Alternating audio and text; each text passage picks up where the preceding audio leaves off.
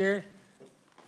One thing is we have a new committee assistant, Danola Fairbanks. She is here. They lost the IT department, lost all of our documents, so they're recovering them, but we're running a little shy right now on some things. She's been under a little pressure, but we're doing fine. Start off with introductions. Senator Arbright, you want to start us off? Thank you, Mr. Chair. Mike Argerbright, District 17, Lyon County, Morse County, and Geary County. Happy to be here. Good morning, everybody. Senator Brenda Dietrich. I represent the 20th District, which is Southwest Shawnee County and all of Wabunsee County. Thank you. Senator Ethan Corson, Senate District 7 in Northeast Johnson County. Senator Klemp, District 5, which is the west part of Wyandotte County and Leavenworth County. Good morning, Elaine Bauer, Senate District 36, which is 14 counties in Northwest, North Central, Northeast, and Central Kansas. And I am your friendly car dealer on the committee, and I enjoy working with the Department of Revenue. Thank you. Joe Clays, Senate 27, which is Northwest Wichita and Mays. Karen Tyson, Kansas Senate District 12. It's 8 counties. I can't compete with Senator Bowers, but in the eastern part of the state. Lynn, Southern Miami, Anderson, Allen, Franklin, Miami. Yeah, keep going. Woodson, Coffee, Wilson, you get the idea. So thank you, Mr. Chairman. I look forward to a productive year. Thank you. I'm Senator Mike Peterson, Southern Sedgwick County. Adam, do you want to kick us off with introductions? Thank you, Mr. Chairman. Adam Siebers, Revisor Statutes Office. Thank you, Mr. President, or Speaker, sorry. I'm Stephanie Ellis, also Assistant Revisor.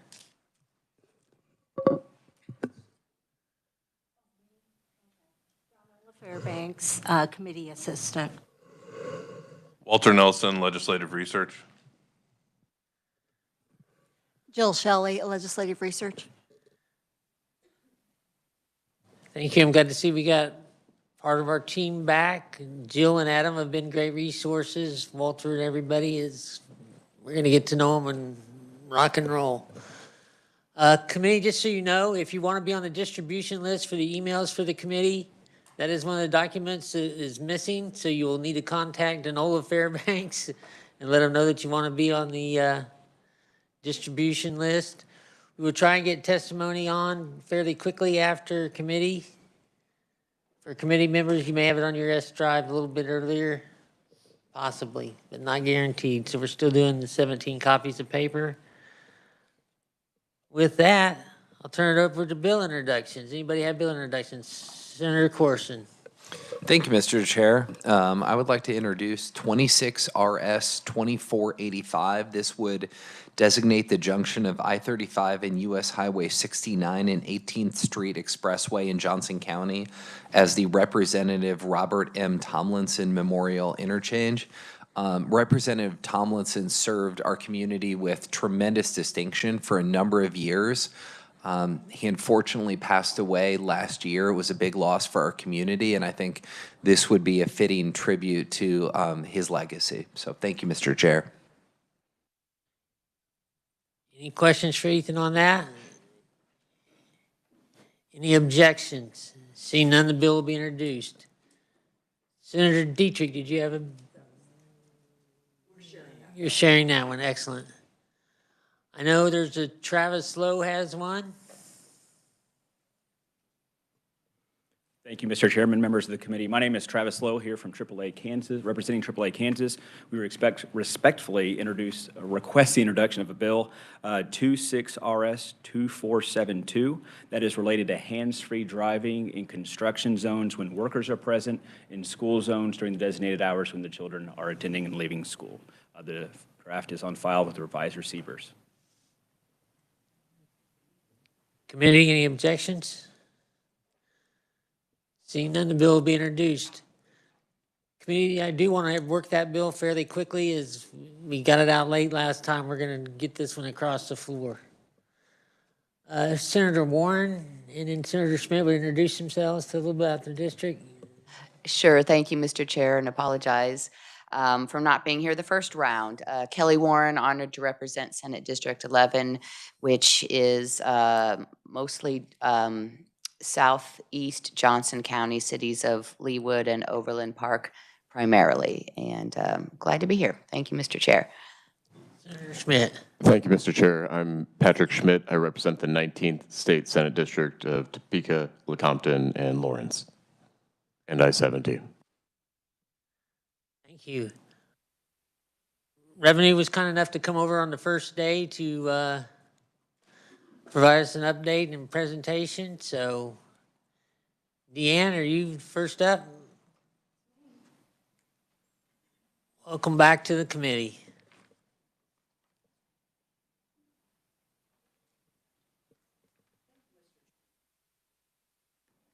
Thank you, Mr. Chairman.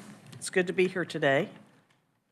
So we'll go ahead and get started. I'd like to thank you for the opportunity to be here today to make our annual presentation about the Division of Vehicles. We're going to keep this information short and sweet, high level.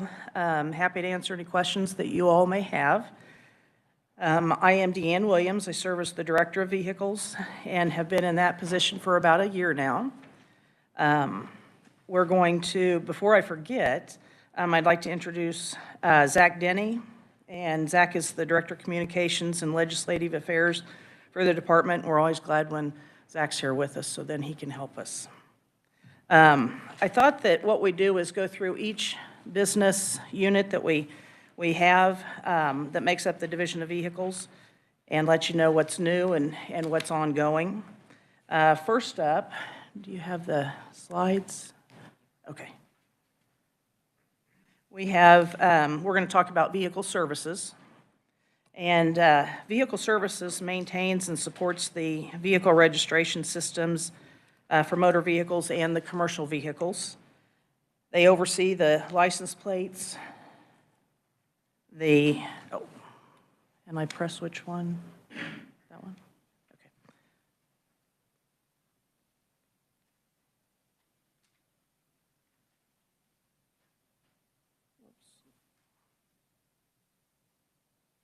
Okay. Okay, they oversee the commercial motor vehicles, and then they have the license plates, the vehicle titles, and are the contact for our county treasurers or our contractors that we have, and for the vehicles that are registered and titled.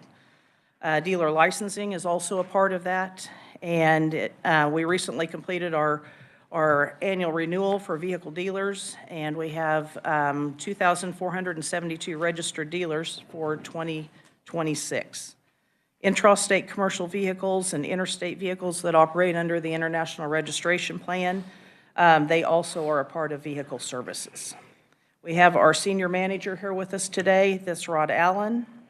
He's assisted by LaDonna Garcia, titles and registration manager. And we have Dawn Lee. Dawn is our commercial vehicle and dealer manager. Rhonda Banks is not with us, but I think you all remember Rhonda. She's our management system analyst, and she talks about our titles and the system and things that we're working on within the titles and registration group. Those four people, they can answer any questions that you guys might have. And we have a contact list at the back of your presentation. The next two slides are the new plates that we introduced for 2026. And while we're talking about plates, one thing that I wanted to bring up to you is, did you know that a constituent does not pay for their license plate? They pay their personal property tax, registration fees, maybe personalized fees, royalty fees, application fees, which is a lot, but not a license plate fee. The state pays for each license plate that is distributed.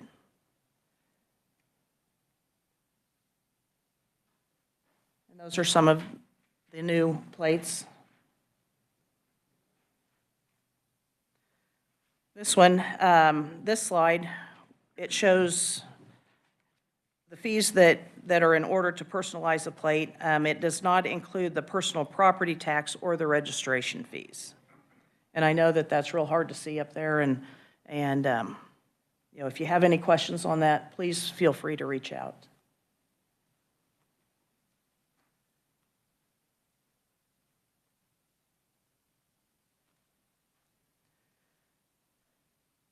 Another very important part of our operation is our training. We have a training team that has classes for vehicle registration, titling system, commercial vehicle registration, and driver's license.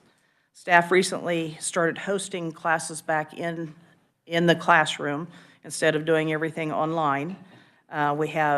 We do classes for the Division of Vehicle new hires, for county personnel, titles and registration, as well as commercial vehicle registration and the driver's licensing.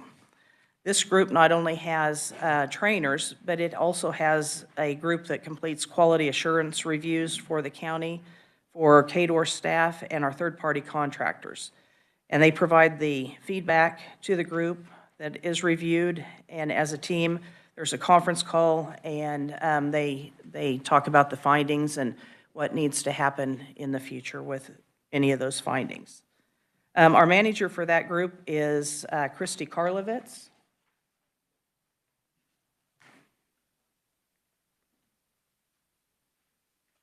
Okay, our next group is our product integration, driver education, and remote services. We have many moving parts, and we decided that we needed to have somebody within the Division of Vehicles to keep track of all the projects that we have. And about the time we decided to add that person as the product integration manager, then the driving schools, the private driving schools were transferred over to the Division of Vehicles, so we decided to put that under this group. And then they also have the driver's license remote services, and which we have a mobile team that goes out and does events. We have one person working on the driver education oversight. She works with 53 private driving schools and has issued 835 instructor licenses. Calendar year 2025, the mobile unit they issued 3,399 driver's license, CDLs, or ID cards. They work with prisons to do the process for the ID cards that as people are getting out. They also go to retirement homes and corporate businesses. And then if any of you would like to host an event, then they would be glad to come out and do driver's license, do the mobile driver's license, and do renewals in your areas. So just get a hold of our manager, and the manager of that group is Jesse Tyson. Jesse oversees our real-time insurance project with the Department of Insurance, and that was a bill that was passed last year. We're set to go live with the online insurance July 1 of this year. And we're very excited to talk about a new project that we have that we're just getting ready to kick off, and that's going to be to our e-lien system. And that will be dealing with titles. Lending institutions will electronically file a lien, and once the vehicle is registered at the county level, then the lien will be attached to that title. And when the lien's satisfied, then the lien holder will electronically release the lien, and then that title will be printed and it will be sent directly to the customer. I'm sure that it's much more difficult than that, but you know, in my mind, that's how those things would work. So essentially, that's what we're looking for, but I'm sure that there's going to be lots of good people working on that, and Jesse will keep us on track.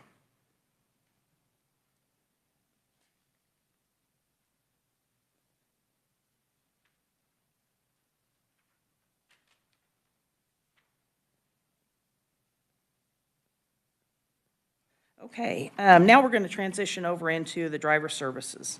Driver Solutions is the contact center and record custodian for all of Kansas driving records, including recording sanctions, convictions, and reinstatements from the courts. In Kansas, we have almost 2.3 million driver's license CDLs or ID cards. In 2024, Driver Solutions worked with legislators on the planning and implementation of Senate Bill 500, and this bill was the one that restricted the DL in lieu of suspension for failure to comply with traffic citations, and I'm happy to report that everything is going as expected. During the last year, staff worked with the optometry industry to update the vision regulations, and so we're very happy with that. Lacey Black is our manager for the Driver Solutions Group. We also have 2 supervisors that we've listed on the contact page, and it's Janelle and Kate. So if you ever need to get a hold of any of those folks, then you've got their information. Driver's licensing. We have, of course, employees statewide that operate the driver's license in the CDL offices. Kent Silk is our senior manager. Most of you know Kent. We have also listed the regional managers. Sorry, I'm getting behind here.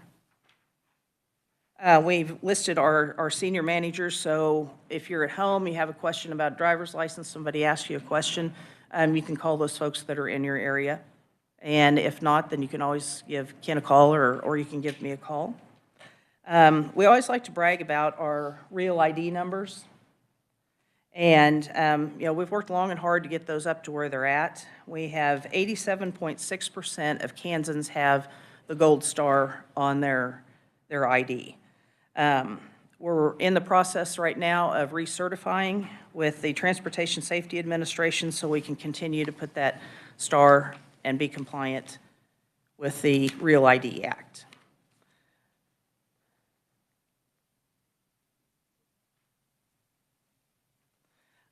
We've attached the latest map that we have that identifies the driver's license offices and where they're located.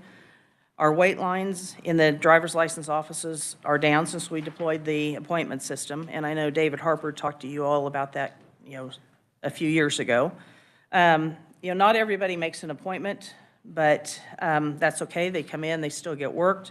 Depending on the office, the average time spent in the driver's license is between 10 and 15 minutes.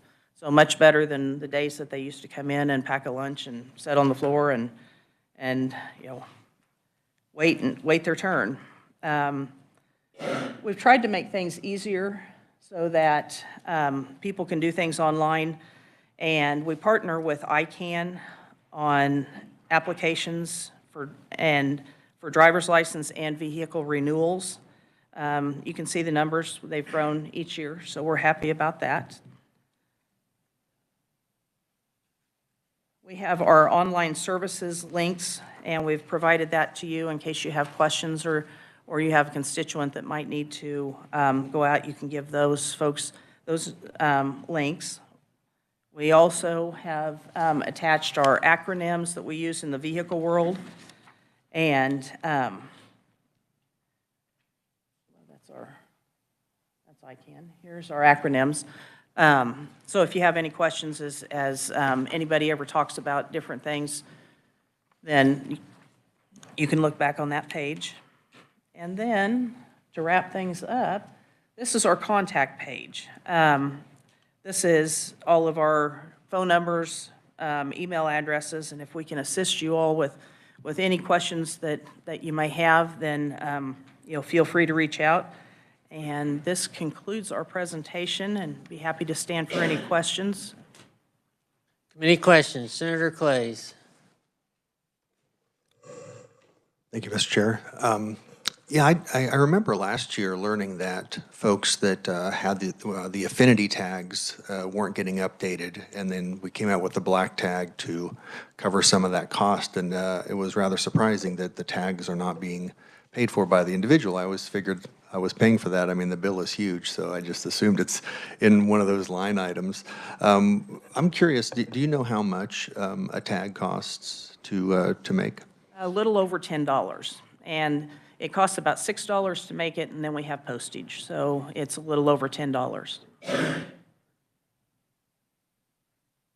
Senator Warren. Thank you, Mr. Chair, and thank you for your testimony. Appreciate the photos of some of the new plates that have been available. I've seen quite a few of the black plates around, and the Casey Current was one of the pictures that you had as well, and that was part of a bill that originated with a chief's license plate bill, and then onto that bill was added the Royals as well and the Current. So how are we doing on the number of requests? And I've seen some of the chief's license plates around as well. How are we doing on the requests for the chiefs and then the request for Royals license plate bill or license plates? Let me look back in here. I think we have that. LaDonna, do you know that off the top of your head?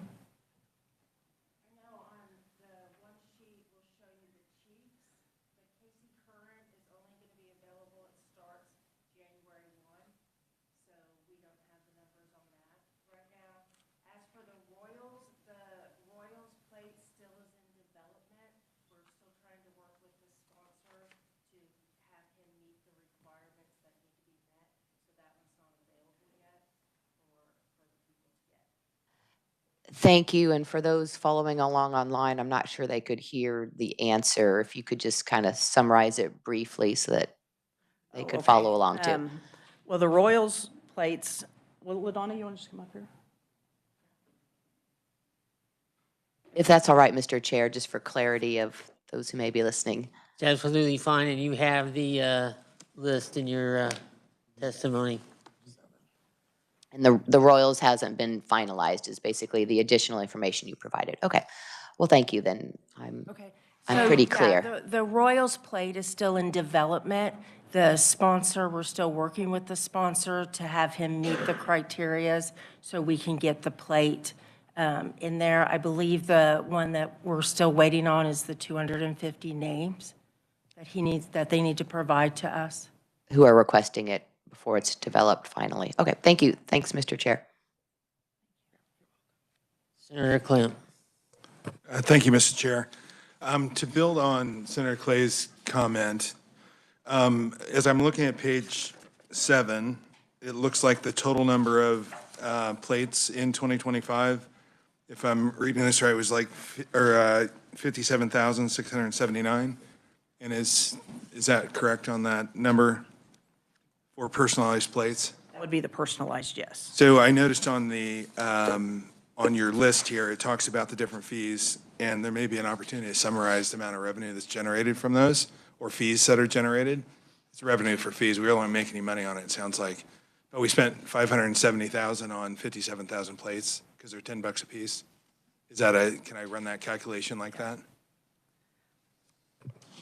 Yes. Okay, thank you. I really actually, instead of a plate question, I had more of a CDL question.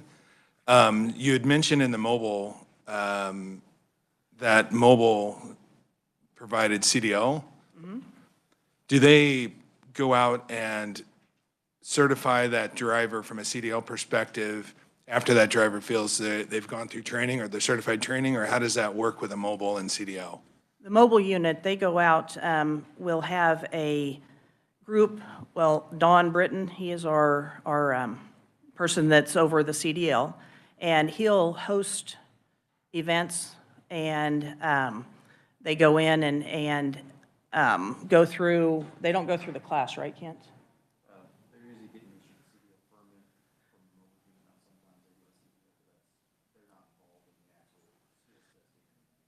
Kent, would you come to the microphone? Good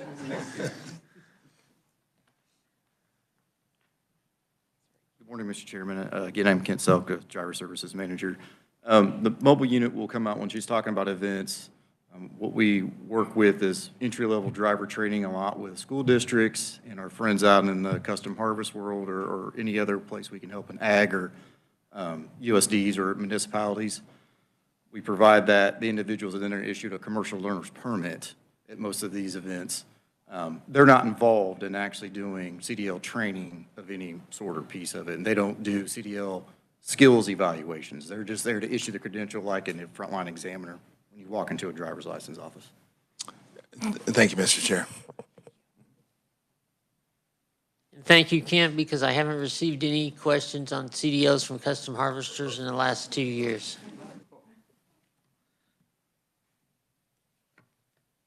Any other questions for Deanne?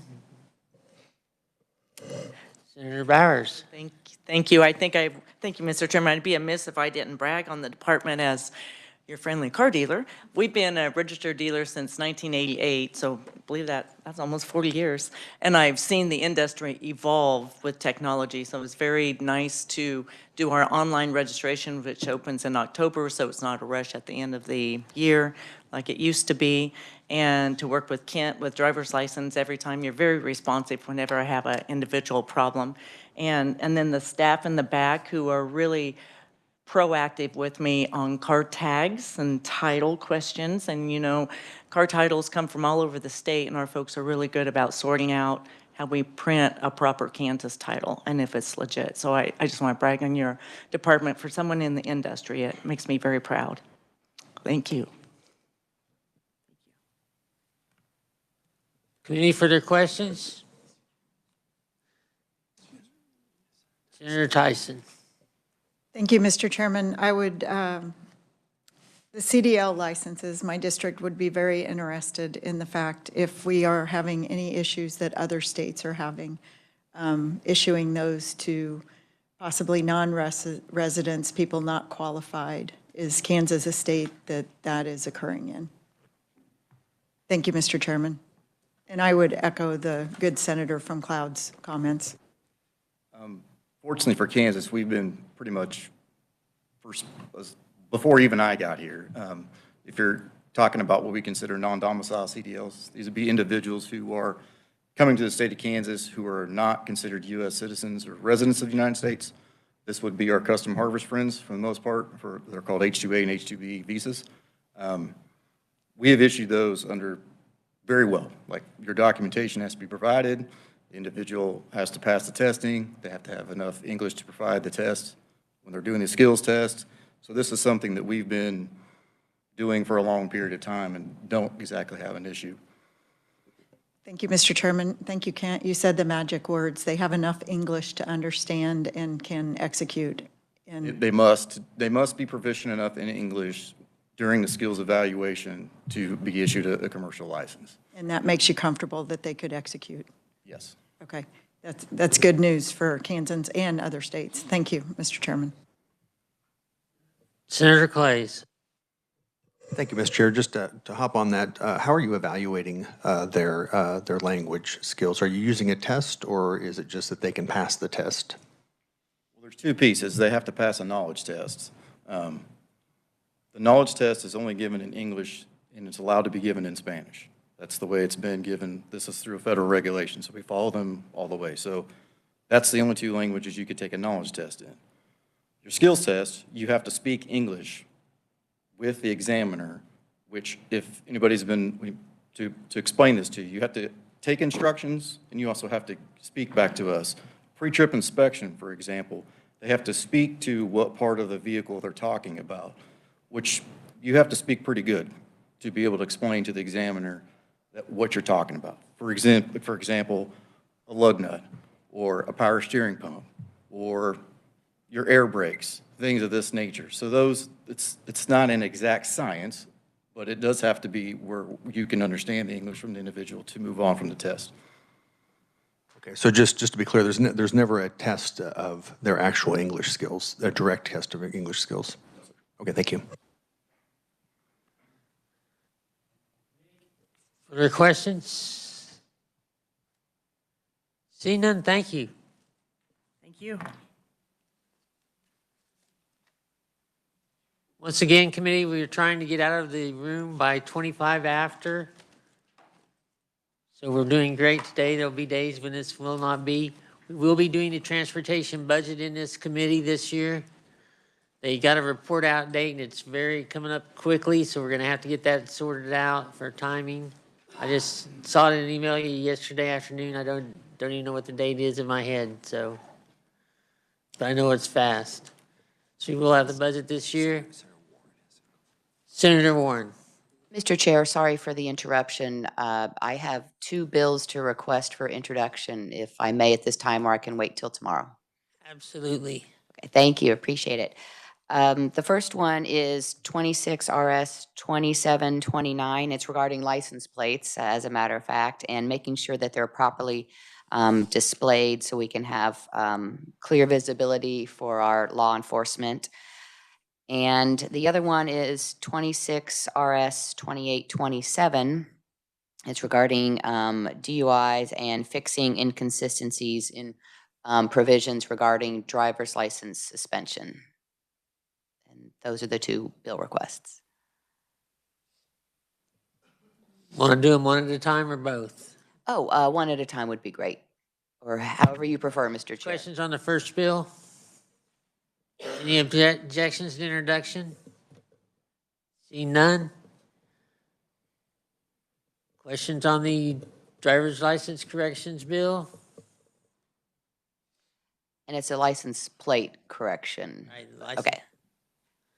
First one was license plates, this one's the corrections for the licenses. Okay. Any further questions? See no objections, they'll be introduced. Thank you, Mr. Chair. Senator Dietrich. Thank you, Mr. Chair. I totally forgot that I don't have a bill introduction, but I do have an intern introduction. Might I do that? You may. Okay, I have intern Brady Clark. Brady, would you like to stand up? He's a freshman at K-State, and he will be with us today and tomorrow, and because they're on break at the university, and then he'll be here 1 day a week during session, so, and be helping me a little bit, so. Topeka kid. Seeing that, just a reminder to the audience, anybody who wants to be on the distribution list, please contact Denola.